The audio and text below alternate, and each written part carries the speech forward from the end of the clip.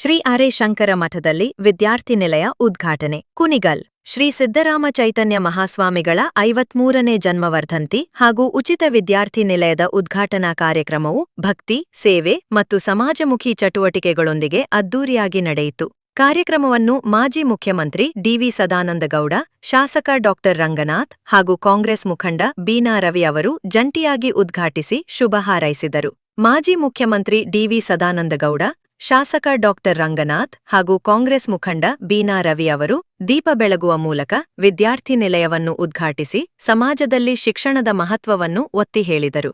ಕಾಂಗ್ರೆಸ್ ಮುಖಂಡರಾದ ಬಾನಾ ರವಿ ಮಾತನಾಡಿ, ಈ ವಿದ್ಯಾರ್ಥಿ ನಿಲಯವು ಆರ್ಥಿಕವಾಗಿ ಹಿಂದುಳಿದ ವಿದ್ಯಾರ್ಥಿಗಳಿಗೆ ಉಚಿತ ವಸತಿ ಹಾಗೂ ಉತ್ತಮ ಶಿಕ್ಷಣದ ವಾತಾವರಣ ಕಲ್ಪಿಸುವ ಉದ್ದೇಶ ಹೊಂದಿದ್ದು, ಸಮಾಜ ಸೇವೆಯ ಕ್ಷೇತ್ರದಲ್ಲಿ ಮಹತ್ವದ ಹೆಜ್ಜೆಯಾಗಿದೆ.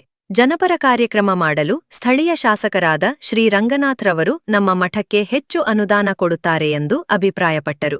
ಈ ಸಂದರ್ಭದಲ್ಲಿ ಮಾಜಿ ಮುಖ್ಯಮಂತ್ರಿ, ಮಾಜಿ ಕೇಂದ್ರ ಸಚಿವ ಸದಾನಂದಗೌಡ, ಶಾಸಕ ಡಾ. ರಂಗನಾಥ್, ಸಮಾಜ ಸೇವಕರು ಹಾಗೂ ಕಾಂಗ್ರೆಸ್ ಮುಖಂಡರಾದ ಬಾನಾ ರವಿ, ಬಿಜೆಪಿ ಮುಖಂಡ ಎಚ್.ಡಿ. ರಾಜೇಶ್ ಗೌಡ ಹಾಗೂ ವಿವಿಧ ಕ್ಷೇತ್ರಗಳ ಮುಖಂಡರು, ಜನಪ್ರತಿನಿಧಿಗಳು, ಮಠದ ಆಡಳಿತ ಮಂಡಳಿ ಸದಸ್ಯರು, ಅಪಾರ ಭಕ್ತಾದಿಗಳು ಭಾಗವಹಿಸಿದ್ದರು. ನಾವೆಲ್ಲ ಭಾಗವಹಿಸುತ್ತಿದ್ದೇವೆ ಅಂತ ನನಗೆ ಅನಿಸಿದೆ.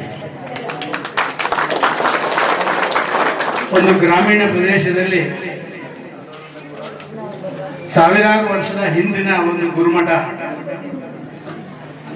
ಒಂದು ರೀತಿಯಲ್ಲಿ ಸ್ವಲ್ಪ ಮಟ್ಟಿನ ಅದಕ್ಕೆ ಸಹಕಾರಗಳು ಮತ್ತೊಂದು ಸಿಕ್ಕದ್ದು ಮತ್ತು ಗುರುಮಠದ ಆ ಸ್ವಾಮೀಜಿಯವರ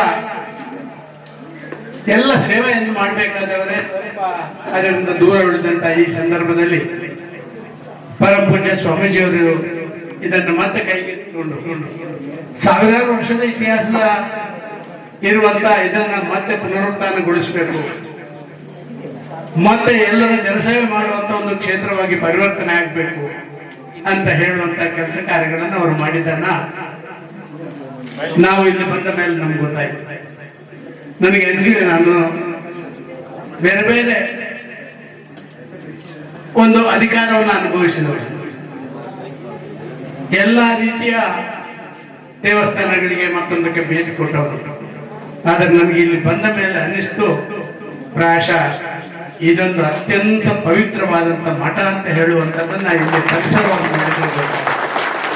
ನನ್ನ ಮಿತ್ರರನ್ನು ನಾನು ಕೇಳ್ತಾ ಇದ್ದೆ,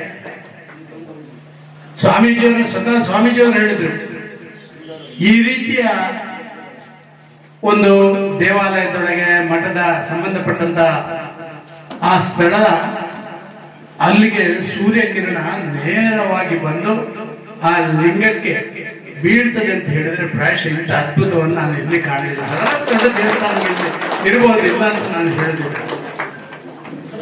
ಇವತ್ತು ಈ ಕಾರ್ಯಕ್ರಮ, ಗುರುವಂದನಾ ಕಾರ್ಯಕ್ರಮ, ಇದರ ಮುಖಾಂತರ ಮತ್ತೊಮ್ಮೆ ಇದನ್ನು ಪುನರುಜ್ಜೀವನಗೊಳಿಸಬೇಕು. ಸೇವೆ ಅಂತ ಹೇಳುವಂಥದ್ದು ಕೇವಲ ಪ್ರಚಾರಕ್ಕೋಸ್ಕರ ಇರುವಂಥದ್ದಲ್ಲ. ಸೇವೆ ಅಂತ ಹೇಳಿದ್ರೆ ಭಾವನೆಗಳಿಗೆ ನಮ್ಮನ್ನು ನಾವು ಜೋಡಣೆ ಮಾಡಿಕೊಳ್ಳುವಂಥದ್ದು, ಆ ಕೆಲಸ ಕಾರ್ಯಗಳಾಗಬೇಕು ಅಂತ ಹೇಳುವಂಥದ್ದು ಒಂದು ಪೌರಾಣಿಕ ಸ್ಥಳ, ನೈಜ ರೂಪ ಹೊಂದಂತ. ನಾವೆಲ್ಲ ಚಿಕ್ಕದ್ರಲ್ಲಿ ಇತಿಹಾಸ ಓದಂತ ಸಂದರ್ಭದಲ್ಲಿ ಬಾದಾಮಿ, ಐಹೊಳೆ ಆ ಕಡೆದೆಲ್ಲ ನೈಜ ರೂಪ ಇರುವಂತ ಗುಹೆಗಳನ್ನ ಹೇಳ್ತಿರಂತೀವಿ. ನಾನು ಪ್ರಥಮ ಬಾರಿಗೆ ನಾನು ಶಾಸಕನಾದ ಮೇಲೆ ಬಂದಿದ್ದದ್ದು ಇದು ಈ ಒಂದು ಕ್ಷೇತ್ರಕ್ಕೆ. ನನಗೆ ಇಲ್ಲಿಯ ಒಳಗಡೆ ಎಂಟಾದಾಗ ಎಲ್ಲೋ ಒಂದ್ ಕಡೆ ಒಂದು ರೀತಿಯ ಕಂಪನ ಆಯ್ತು, ಶಕ್ತಿ ಸಿಕ್ಕಿತು. ಅಂತ ಒಂದು ವಾಸ್ತುಶಿಲ್ಪ ಇರುವಂತ ಈ ಒಂದು ರೀತಿಯ ಕೋಟೆ, ವಿಶೇಷವಾಗಿ ಬಂಡೆ ಮೇಲೆ ಕೂತಿರುವಂಥದ್ದು ಅದೇ ಆದಂತ ಶಕ್ತಿ ಇದೆ. ಇವತ್ತು ನಾವೆಲ್ಲ ಈ ಒಂದು ಶಕ್ತಿಯ ಭೂಮಿ ಮೇಲೆ, ಶಕ್ತಿಯ ಬೆಟ್ಟದ ಮೇಲೆ ಕೂತು ಈ ಕಾರ್ಯಕ್ರಮಕ್ಕೆ ಸೇರಿದ್ದೇವೆ. ಅದೇ ಒಂದು ಯೋಗ ಅಂತ ನಾನು ಭಾವಿಸ್ತೇನೆ. ನಿಮ್ಗೆಲ್ಲರಿಗೂ ನಮಸ್ಕರಿಸುತ್ತಾ ಇವತ್ತು ಈ ಒಂದು